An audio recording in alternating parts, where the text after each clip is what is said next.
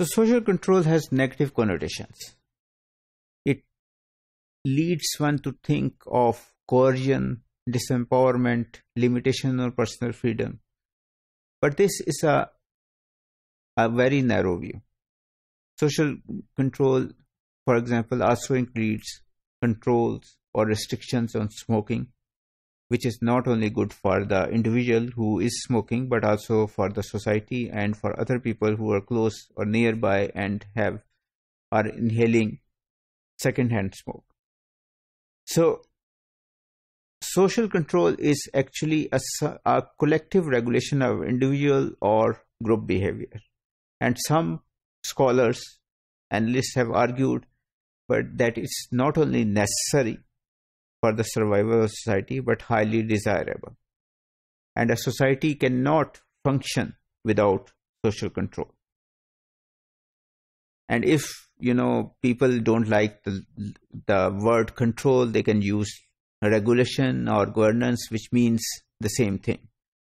So you have to regulate the group behavior, you have to govern the social behavior, only then a society can survive.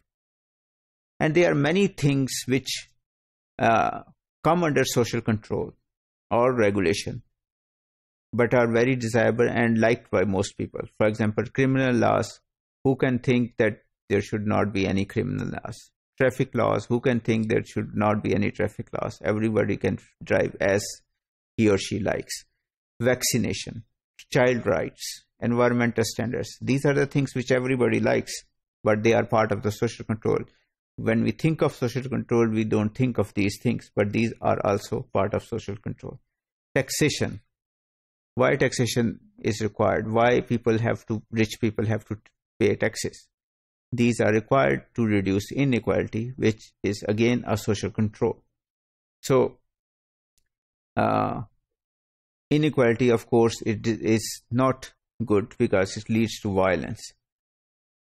Social control is actually the difference between ordered and disordered society. And social order is required, and it's usually rule bound. But we have to now decide how much social control. So one extreme example is that of Singapore, where people have few social and political and civil rights.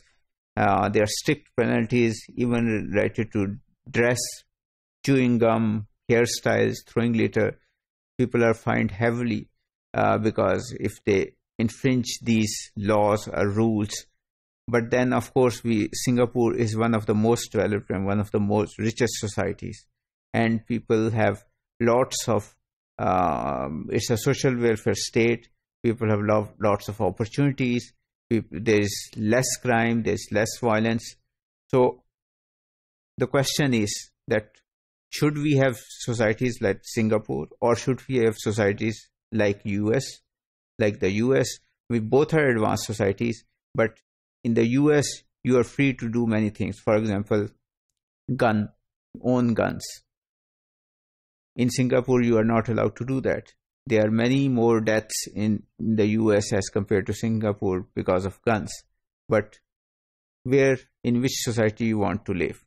You want to live free without social control in the US, or you want to be restricted with more social control in Singapore? So this is which different societies, individuals and groups have to decide for themselves.